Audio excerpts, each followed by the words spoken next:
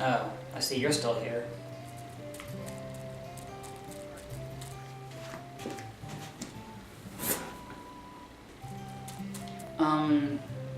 Okay, I hate to say this, but are you gonna leave anytime soon? I mean, it's been a few weeks and you're still here.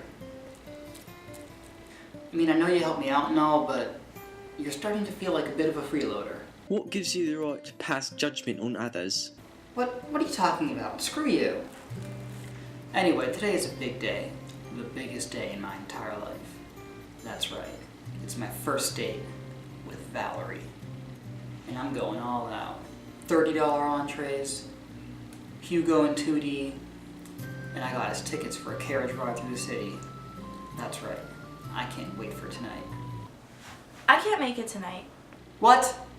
I'm sorry, but my family planned this trip to Hawaii and our plane leaves tonight. Well, then there's still time, right? We can make something work. Well, I mean, we could probably hang out for a little bit. We'll just miss the reservation. Reservation? Or the movie. Movie? And I can find somebody else to take those carriage tickets. Carriage? Look, it seems like you put a lot of thought into this, but can we just wait until after break? But that's a whole month. I'm really sorry. I mean, I'll make it up to you then. It's just, tonight's not gonna work. No, you're right. Besides, I waited a whole year for you. What's another month? Well, I guess I could move some things around. Yes. Now then, what can I do to pass the time? It's the middle of the day, in the middle of December. The Rankin Bass Christmas Specials are a staple of the holiday season, and some of the finest examples of nostalgic childhood tradition. Every year I watch all of these, so I thought I would share my opinions with you guys this time around. Number 1. Rudolph the Red-Nosed Reindeer. In 1964, Rudolph the Red-Nosed Reindeer was released. Everyone's seen Rudolph a million times, but the opening live-action scenes always do catch me off guard for some reason. Anyway, I'm not going to go too deep into Rudolph. You already know the story, and you've probably seen a few other Christmas specials by Rankin Bass. But what if I were to tell you that these specials are all part of one large, interconnecting shared universe, featuring crossovers that span a dozen specials, all culminating in one massive team-up movie? That's right. The Avengers got nothing on Rudolph and Frosty. Number 2. The Little Drummer Boy. So the special starts out and, holy shit, it's about the Bible? Wow, these specials rarely got into the actual source of Christmas, just the materialistic folklore that followed. But seriously, Joseph and Mary are practically supporting characters in this. Anyway, the special is about Aaron, a desert kid who grew up to hate humans after bandits killed his family. Now Aaron wanders the desert and plays drums with a sheep, a donkey, and a camel. Until one day when a circus master sings Aaron a song about a goose and convinces him to join his circus show.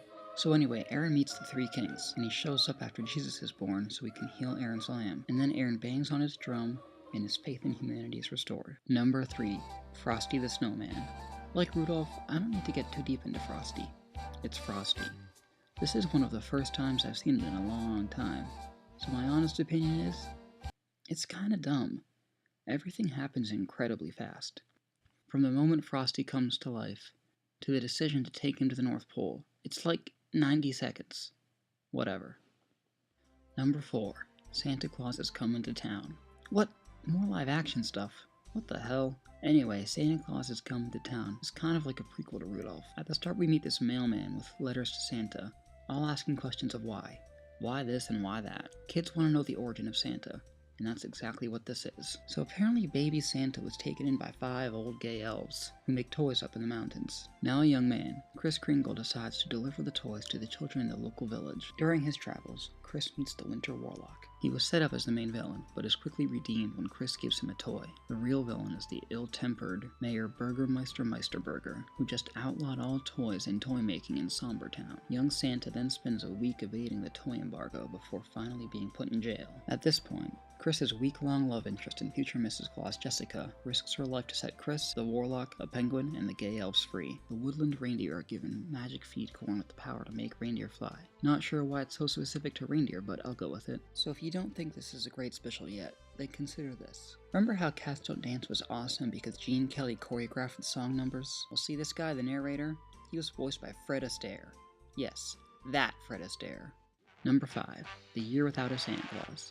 This is, without a doubt, the single most entertaining of the specials, and it's all thanks to 2 words: Miser Brothers. These guys are hilarious with their parallel song numbers and super cheesy puns. So when Santa catches a cold and hears rumors of people not caring about him anymore, Santa decides to cozy up at the North Pole and take a holiday of his own. And so it's up to Mrs. Claus, some elves, this one kid, and ugh. Okay, nobody watches this special to see Iggy learn to believe again. This special is all about the miser fucking brothers. The snow miser controls the north, and the heat miser has dominion over the south. But when you consider, science, wouldn't the territory be divided up like this? I guess in the context of the holiday-centric series, the Santa folklore doesn't stretch that far below the border. Or something. And there is this one thing that always bothered me, something that nobody ever thinks about, and something that I am absolutely overanalyzing. This is an astounding theory of mine that I call the Christmas reindeer apocalypse. So the plot plays out like this. In order to get Santa to regain his faith in the people again, the heroes must convince the people of Southtown that Santa is real, which they will achieve by causing snow to fall in Southtown. To do this, they must convince the snow miser, who is more than happy, and the heat miser, who has control over the South. But because the brothers can't agree, Mrs. Claus decides to bring their mother, Mother Nature herself, into the picture. She decides that, to make things fair, Snow Miser will let snow fall in the south, while Heat Miser will heat things up in the north. Earlier in the special, we saw that young reindeer Vixen, who is used to the North Pole, was getting sick from being down in the south for only a minute or so. So by the time snow falls in the south, all of the reindeer have turned to the North Pole, where the heat miser has just been unleashed. We never see exactly what he does up there, but it can easily be assumed that it is the exact opposite of the snow that fell down in the south. If the temperature down south dropped to the point that it allowed it to snow, the temperature up in the north would have to have been catastrophic, melting the polar ice caps, destroying Santa's castle and toy factory, and killing all of the reindeer. As entertaining as it is, The Year Without a Santa Claus is the darkest of the specials, and would have to be set at the end of the timeline, since everyone dies at the end. So, to cheer everyone up, let's go all the way back to the first Christmas. Number 6, The First Christmas. It's alright. Number 7, Frosty's Winter Wonderland. So when Frosty comes back to town, the children begin to notice that he's gotten pretty lonely, and so they decide that it's time to build him a snow wife. However, the cruel and jealous Jack Frost tries to thwart their plans, but in the end, Frosty asks Jack to be his best man, and Jack is, I wouldn't say redeemed. I don't know. This one is kind of dumb too. Maybe they shouldn't have done sequels. Number 8. Oh, god damn it! Alright, so Aaron's traveling with Melchior, the Three Kings, for some reason. Honestly, the only good part about this special is this one song about the comparison of coined currency to the trading of goods. It's actually a really good analysis of the world's economy, and did he just pull a pig out of thin air? Seriously, look. How did he do that? Number 9. Rudolph's Shiny New Year. Okay, no live action footage. We're off to a good start. So Santa explains away the plot quickly, and within seconds we meet some of Rudolph's new friends. That's right, this guy, this girl, and that thing, gone in this sequel. Instead we get a clockwork soldier, a camel, a whale, a caveman, and ugh, Jesus. That gay elf was more fun to watch than all these guys. But honestly, that's not even my biggest gripe with this special. The sci-fi time travel plot was a cool idea, but fuck if it doesn't make any sense. The little baby New Year runs away, so it'll be December 31st forever.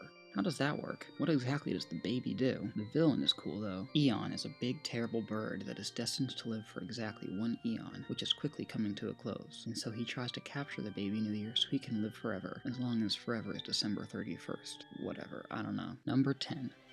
Nestor the Long-Eared Christmas Donkey. So this is basically Rudolph meets the Little Drummer Boy. It follows the story of Nestor, the donkey who carried Mary to Bethlehem. But due to Nestor's long ears, he's looked down upon at the stable, and all of the other donkeys never let poor Nestor join in any donkey games.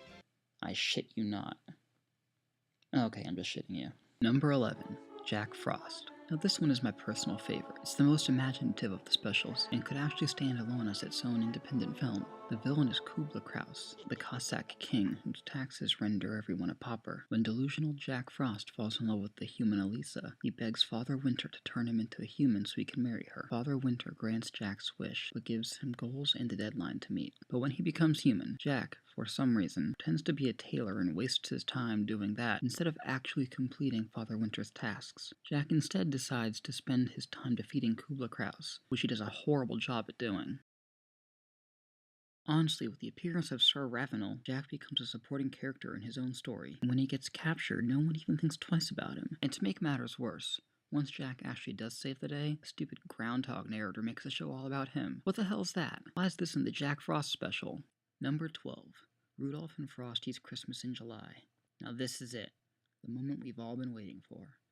The last holiday special by Rankin Bass. Or at least the one's worth a damn. And it's the big, massive team-up I've been talking about. Even the title sets up awesomeness. Rudolph and Frosty, and Santa's in it too, and we get to see the origin behind Rudolph's shiny nose, and there's a freaking awesome evil ice wizard as the villain. Oh, Rudolph and Frosty have to save the circus too? That's alright, but anyway, now it's time to break these specials down and talk about how they all connect. So Santa Claus has come to town as a prequel to Rudolph, and all the other specials, which means this guy eventually became this guy. When the reindeers gain their flying powers, they are given a roll call ending with a cameo by Rudolph himself. At the end of the special, Chris and Jessica move to the North Pole and build the same castle that is seen in Rudolph. Jack Frost is seen as a grumpy anti-hero in Frosty's Winter Wonderland, but was a much more cheerful person in his own special, which is set a few hundred years prior. While Jack is redeemed at the end of Winter Wonderland, something must have happened to made him like that between Winter Wonderland and Jack Frost. I won't give away the ending to Jack Frost, but if you've seen it, then you know what I'm getting at. And for the grand finale, we have Christmas in July. After the evil Winter Bolt is put to sleep, the North Pole becomes peaceful again. We see Kris Kringle and Jessica as they appeared in Santa Claus is Coming to Town, arriving at the North Pole and building the same castle that has appeared in all the specials. It turns out Winterbolt caused the foggy Christmas Eve back in Rudolph the Red-Nosed Reindeer, and the Lady Boreal gave Rudolph his shiny nose to fight back. And while Rudolph and Frosty are off, saving the circus, Santa and Mrs. Claus reminisce about their past, referring to events from Santa Claus is Coming to Town. And after the evil Winterbolt is destroyed, Frosty and his family melt away. Rudolph says only a magic December wind can help them, but where are they going to get one in July? And just like that, Big Ben from Shiny New Year shows up, having brought Jack Frost with him. Then Santa shows up out of nowhere to bring Frosty's healed family back to the North Pole. Santa also helps save the circus by giving them his magic feed corn, the same thing that caused the reindeer to fly in Santa Claus is Coming to Town. Apparently they work on other animals too, and a carriage of some sort. I don't know how that works. There are tons of little references here and there too. This painting shows up a few times, and the camel from the Little Drummer Boy was reused to create the Great Quarter Past 5 from Shiny New Year. So maybe they're related or something. I don't know. I'm looking into this stuff way too much. So there you have it. The best of the Rankin Bass Christmas Specials. I'm glad to have ruined this holiday tradition for all of you. Merry Christmas, everyone. Phew. 12 Christmas specials in one day. And it only took me... Oh no. I'm gonna miss Valerie. Oh crap. I'll have to text her. Hey, where's my phone? God damn it, Pierogi. Oh, I didn't start this. You know that. Yes, you did. I was fine with Colleen and I was fine when she dumped me. You're the one who pushed Valerie on me. Ugh. Who got me this? It was me. Wow. Pierogi, I'm sorry. I guess I've been so nervous with Valerie that I forgot. You're the best friend I have. Let's hang out. Just the two of us. I miss my chance with Valerie anyway. Come with me. There's no time to waste.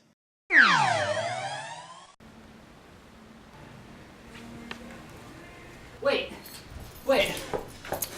I'm here. What happened? I was beginning to worry. Sorry, I just got caught up with... What, you were worrying about me? A little, I guess. Well, damn. I guess you gotta catch your flight, huh? Oh, God. I'm such an... I understand if you never want to hang out again. My flight got delayed. That's... wow. So... Merry Christmas, Victor. Merry Christmas, Valerie. I know it isn't so bad.